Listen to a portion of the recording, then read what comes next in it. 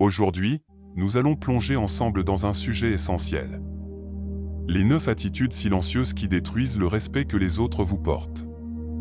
Comprendre ces comportements, c'est reprendre le contrôle sur la manière dont vous êtes perçu.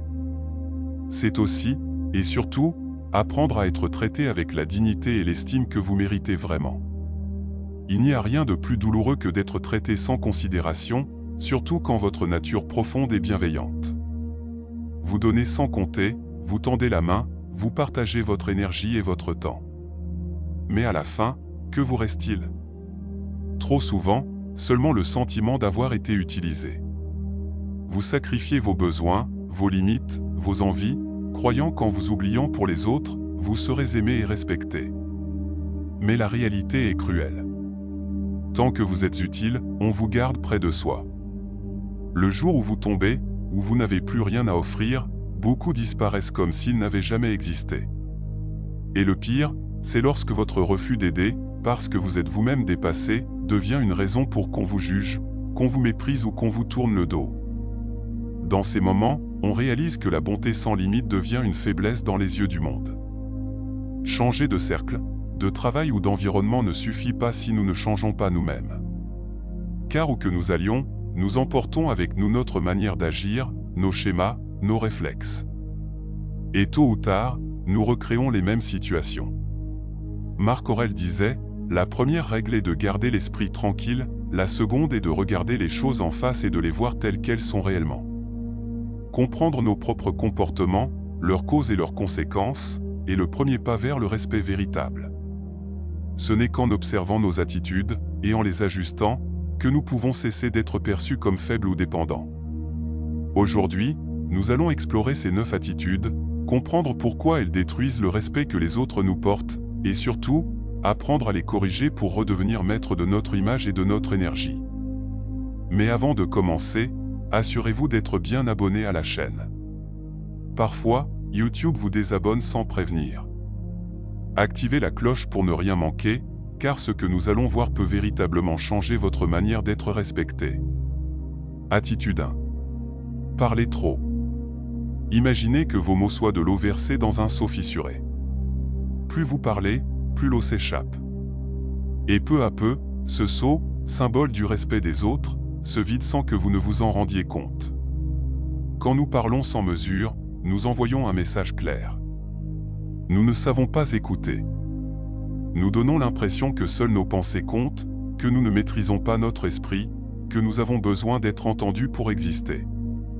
Zénon de Citium, le fondateur du stoïcisme, disait « Nous avons 2 oreilles et une seule bouche, afin d'écouter 2 fois plus que nous ne parlons. » Cette phrase, à elle seule, résume toute une philosophie. La maîtrise de soi commence par la maîtrise de la parole. Daniel Goleman, spécialiste de l'intelligence émotionnelle, explique que l'autoconscience est la clé pour contrôler notre impulsion à trop parler. Être conscient de ses émotions et de ses intentions avant de parler, c'est apprendre à mesurer l'impact de ses mots. Voici une méthode simple. 1. Arrêtez-vous. Respirez. Avant de répondre, prenez une respiration profonde. Ce court instant agit comme une barrière entre la réaction et la réflexion. 2. Pensez. Demandez-vous, est-ce utile? Est-ce nécessaire? Est-ce bienveillant? Si la réponse est non, le silence devient votre meilleur allié. 3. Parlez avec intention. Choisissez vos mots comme un artisan choisit ses outils. Avec soin, avec précision. Carl Rogers, pionnier de la psychologie humaniste, parlait de l'écoute active. Se concentrer sur les mots, les émotions et les silences de l'autre. Écouter véritablement, c'est donner du respect. Et en retour, on le reçoit. Dale Carnegie le résumait parfaitement. En 2 mois, vous pouvez vous faire plus d'amis en vous intéressant sincèrement aux autres qu'en 2 ans en essayant de les intéresser à vous. Apprenez donc à écouter. Parler moins, c'est laisser plus de place à la sagesse. C'est comme ajuster la voile d'un bateau. Un petit geste qui change toute la direction du voyage. Quand vous montrez que vous savez écouter, les autres commencent naturellement à valoriser vos paroles. Elles deviennent plus rares, plus précieuses, plus respecté. Alors, la prochaine fois que vous sentez l'envie irrépressible de parler, respirez, observez, écoutez. Et rappelez-vous, le silence est souvent la voix de la sagesse. Attitude 2. Ne pas savoir dire non. Vous êtes-vous déjà entendu dire « oui » alors que tout en vous criait « non ». Chaque fois que cela se produit, vous envoyez un message invisible. Mes besoins ne comptent pas autant que les tiens. Accepter tout le temps, peut sembler noble, mais c'est un poison lent. Vous croyez préserver la paix, mais en réalité, vous la troquez contre votre estime personnelle. Marc Aurèle nous avertissait. La plupart de nos paroles et de nos actions ne sont pas nécessaires. Savoir ce qu'il faut refuser est aussi important que savoir ce qu'il faut accepter. Quand vous ne fixez pas de limites, vous devenez une ressource, pas une personne. Les gens finissent par s'habituer à votre disponibilité, puis par la considérer comme un dû. Dire non, c'est affirmer votre valeur. Ce n'est pas rejeter l'autre, c'est vous respecter. C'est refuser de vous épuiser pour satisfaire des attentes qui ne vous construisent pas, Sénèque disait. Aucun vent n'est favorable à celui qui ne sait pas où il va. Savoir dire non, c'est choisir votre direction. C'est protéger votre énergie, votre temps et votre intégrité. Et paradoxalement, plus vous dites non avec calme et assurance, plus les gens vous respectent. Commencez petit. La prochaine fois qu'on vous demande une faveur qui ne résonne pas avec vous, dites non poliment, mais fermement. Vous sentirez une puissance nouvelle naître en vous. Celle de la clarté. Chaque non bien placé est une déclaration d'amour envers vous-même. Ce n'est pas de l'égoïsme, c'est de la conscience de soi. Et plus vous vous respectez, plus les autres vous respecteront aussi. Attitude 3. Se laisser interrompre. La communication est un art subtil. Et dans cet art, laisser quelqu'un vous couper la parole sans réagir est l'un des moyens les plus sûrs de perdre le respect des autres. Chaque interruption non corrigée envoie un message. Ce que je dis n'a pas vraiment d'importance. Et le monde finit toujours par croire ce que vous tolérez. Quand vous laissez les autres vous interrompre constamment, vous leur enseignez que votre voix est secondaire. Et si vous ne croyez pas en la valeur de vos paroles, pourquoi les autres le feraient-ils? Stephen Covey disait. Écoutez avec l'intention de comprendre, pas avec l'intention de répondre. Mais quand quelqu'un vous coupe, il trahit une impatience, un manque de respect, et parfois même une volonté de dominer la conversation. Dans ces moments, il faut savoir poser une limite douce, mais ferme. Excusez-moi, je n'ai pas encore terminé. Ce simple geste change tout. Vous affirmez votre place, vous exigez le respect, et vous élevez le niveau de la conversation. Brené Brown l'a bien formulé. Fixer des limites, c'est avoir le courage de s'aimer soi-même, même au risque de décevoir les autres.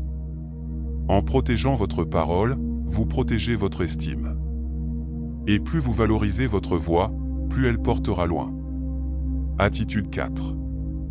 La négativité chronique. Avez-vous déjà remarqué ces personnes qui semblent voir l'obscurité même en plein jour? Rien n'est jamais assez bien, rien ne va, tout est source de plainte. Ce type d'attitude ne fait pas seulement fuir les gens, il draine aussi leur énergie et détruit toute forme de respect. La négativité constante use l'esprit, ternit la présence et repousse naturellement ceux qui recherchent la paix.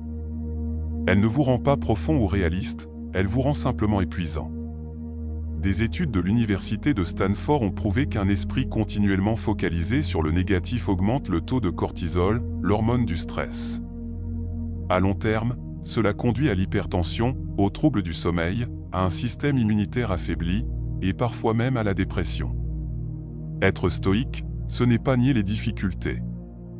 C'est les regarder avec lucidité, sans les laisser nous empoisonner. C'est choisir la sérénité même quand tout s'effondre. La négativité chronique, elle, fait exactement l'inverse. Elle transforme chaque obstacle en tragédie et chaque défi en drame. Et les autres, incapables de supporter cette lourdeur, finissent par s'éloigner, emportant avec eux le respect qu'ils avaient pour vous.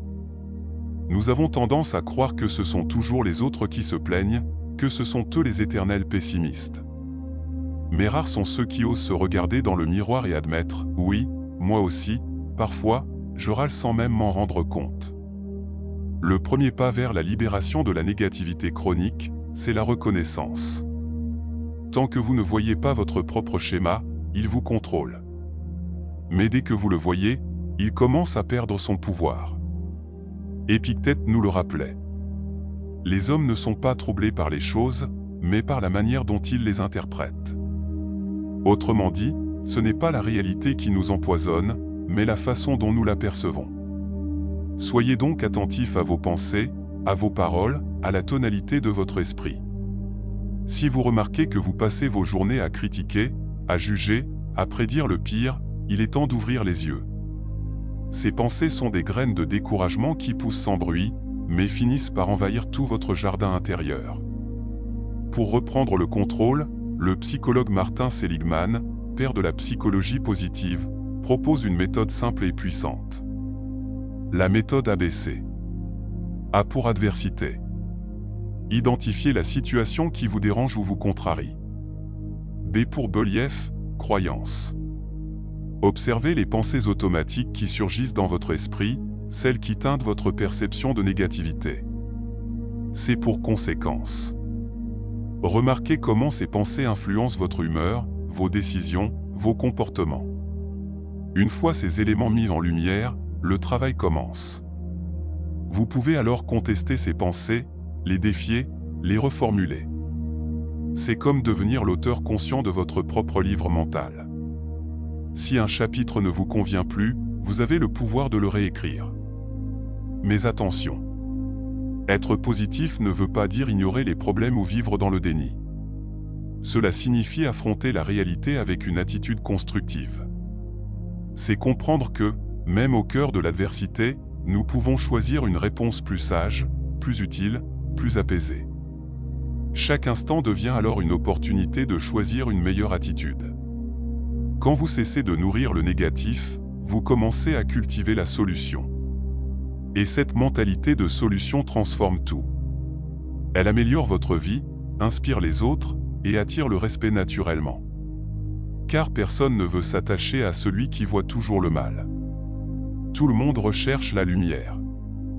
Le pessimisme, lui, agit comme un poison lent. Il contamine les esprits, mine la productivité, et finit par isoler ceux qui le portent. Alors, engagez-vous à le chasser de votre existence. Chaque fois qu'une pensée sombre se présente, remplacez-la par une pensée d'action, de gratitude ou d'apprentissage. Faites-le aujourd'hui, maintenant. Et dites-vous, je reprends le contrôle. Brisez ce cycle. Montrez, par vos choix, que vous êtes le maître de votre esprit. Attitude 5. Être trop gentil. Sénèque disait: partout, il y a une occasion de pratiquer la bonté. Mais il ajoutait aussi que la bonté sans discernement devient une faiblesse. Être gentil est une qualité rare et précieuse, mais être trop gentil, c'est souvent le début d'une perte de respect. Au départ, cela semble noble. Vous aidez, vous écoutez, vous pardonnez. Mais peu à peu, les gens s'habituent à ce que vous disiez toujours oui, même lorsque votre cœur crie non. Et un jour, votre gentillesse n'est plus perçue comme une vertu, mais comme une porte ouverte à toutes les exigences. Quand vous sacrifiez constamment vos besoins pour satisfaire ceux des autres, vous envoyez un message silencieux. Mes limites ne comptent pas. Et le monde finit par vous croire. C'est comme si votre esprit était une alarme constamment en veille pour repérer les besoins des autres, mais jamais les vôtres. À force de vouloir plaire, vous devenez malléable, prévisible, et donc négligeable. Marc Aurèle le rappelait. Personne ne viendra te sauver. Tu dois te sauver toi-même.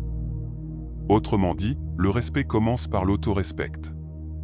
Si vous acceptez n'importe quoi, vous enseignez aux autres que vous valez n'importe quoi. Cela ne signifie pas devenir dur ou insensible, mais apprendre à dire non avec calme et fermeté. Dire non, c'est un acte de clarté. C'est refuser de laisser les autres diriger votre vie. Richard Branson, l'entrepreneur, disait: fixez des limites pour protéger votre paix mentale et votre temps. Et il avait raison. car sans limite, tout finit par vous envahir. Le stress, les frustrations, la colère refoulée. Être assertif, ce n'est pas être rude. C'est trouver l'équilibre entre douceur et force. C'est dire, je peux être bon, mais je ne serai pas votre tapis. La vie est trop courte pour la passer à s'excuser d'exister. Soyez bon, mais pas naïf. Soyez généreux, mais pas soumis. Et surtout, rappelez-vous. Le vrai respect se gagne par la fermeté tranquille, pas par la complaisance. Attitude 6. Ne pas tenir ses promesses. Le respect repose sur une seule fondation. La confiance. Et cette confiance se bâtit ou s'effondre par la valeur de vos paroles. Quand vous mentez, promettez sans agir ou ne tenez pas vos engagements, vous fissurez cette fondation. Peu à peu, elle se brise, et avec elle, la crédibilité que vous aviez mise des années à construire. Imaginez que chaque promesse soit une pierre posée dans un pont entre vous et l'autre. Chaque fois que vous tenez parole, vous renforcez ce pont. Mais chaque fois que vous échouez à le faire, vous en retirez une pierre. Et un jour, le pont s'écroule, ne laissant qu'un fossé de méfiance. Mentir ou omettre, c'est dire au monde: ma parole ne vaut rien. Mais la bonne nouvelle, c'est qu'il n'est jamais trop tard pour reconstruire. Commencez petit. Promettez moins, livrez plus. Engagez-vous uniquement sur ce que vous êtes sûr de pouvoir accomplir, et quand vous le pouvez, dépassez les attentes. Et si vous sentez que vous ne pourrez pas tenir une promesse, ne fuyez pas expliquer. Prévenez. Montrez que votre parole reste intègre, même dans l'imperfection. La confiance, une fois trahie, met du temps à renaître. Mais elle renaît, si vos actes s'accordent enfin à vos mots. Souvenez-vous. Ne pas tenir vos promesses, c'est jeter des pierres contre votre propre vitrine. Soyez cette personne dont la parole vaut un contrat. Dont le oui signifie vraiment oui. Le respect suivra naturellement. Attitude 7. Être égoïste. L'ego est une ombre subtile. Invisible, mais toujours présente. Quand il prend le dessus, il transforme la fierté en arrogance et la confiance en vanité. Se vanter constamment, chercher à briller, à impressionner, c'est une manière de crier au monde « Regardez-moi », mais en réalité, cela crie « J'ai peur qu'on m'oublie ». Les gens admirent la réussite, oui. Mais ils respectent l'humilité. Être égoïste, c'est attirer les regards, pas les cœurs. Apprenez à parler moins de vous, et davantage avec les autres. Écoutez leurs histoires, intéressez-vous sincèrement à leur parcours. Car l'un des plus grands signes de maturité, c'est de donner de la valeur à la parole de l'autre. Pratiquez la gratitude. Au lieu d'exhiber vos succès, célébrez ceux des autres. Rendez hommage à ce qui vous a aidé à réussir. Les gens, les circonstances, le travail d'équipe. Comme l'a dit Brené Brown. La gratitude ne change pas le paysage autour de vous, mais elle change la façon dont vous le regardez. Soyez reconnaissant, pas vaniteux. Et vous verrez que le respect ne se quémande plus, il s'impose. Attitude 8. Agir par intérêt. Certaines personnes changent de visage selon leur interlocuteur. Elles sourient aux puissants et ignorent les invisibles. Elles offrent leur attention non pas par affection, mais par calcul. Mais le masque finit toujours par tomber. Et lorsque c'est le cas, il révèle un vide. Celui d'une âme qui ne connaît ni loyauté ni sincérité. Traiter quelqu'un différemment selon ce qu'il peut vous apporter, c'est construire des relations de sable. Belles en surface, mais balayées au premier vent. Les autres sentent quand ils sont utilisés. Ils le sentent dans vos gestes, dans votre ton, dans votre regard. Et alors, le respect s'éteint, lentement mais sûrement. Le stoïcisme enseigne l'égalité d'âme. Traitez chacun avec la même dignité, indépendamment de son statut ou de sa richesse. Car le respect authentique ne fait pas de hiérarchie. Demandez-vous, suis-je sincère ou intéressé? Cette simple question suffit à redresser bien des comportements. Soyez vrai, constant et équitable. Car l'intérêt attire les opportunités, mais l'authenticité attire les relations durables. Attitude 9. Manquer de respect. Imaginez le respect comme un miroir. Chaque fois que vous insultez, ridiculisez ou rabaissez quelqu'un, ce miroir se fissure. Et c'est votre propre image qui se déforme. Le respect est une route à double sens. Vous ne pouvez pas l'exiger si vous ne le donnez pas. Celui qui veut toujours avoir raison finit souvent seul, car il confond la victoire de l'argument avec la défaite du lien humain. Vous pouvez choisir d'avoir raison ou de rester en paix. Rarement les deux. Épictète disait: le désir et la paix ne peuvent cohabiter. Faire des blagues sur les autres, mépriser, juger ou rabaisser, ce n'est pas de la franchise, c'est de l'insécurité déguisée. Et les autres le sentent. Le manque de respect détruit les relations comme le feu détruit une maison. Vite et sans retour. Une étude de l'université de Berkeley l'a démontré. Le mépris et le jugement sont les premières causes de rupture des liens humains, qu'ils soient professionnels ou intimes. Apprenez donc à être ferme sans être dur. Franc sans être cruel. Derrière chaque visage que vous croisez, il y a une bataille que vous ignorez. Traitez les autres avec considération. Dites merci. Excusez-vous quand il le faut. Écoutez avant de répondre. Car le respect, ce n'est pas une posture, c'est une manière d'être. Et dans un monde bruyant, arrogant et distrait, la véritable noblesse, c'est la bienveillance.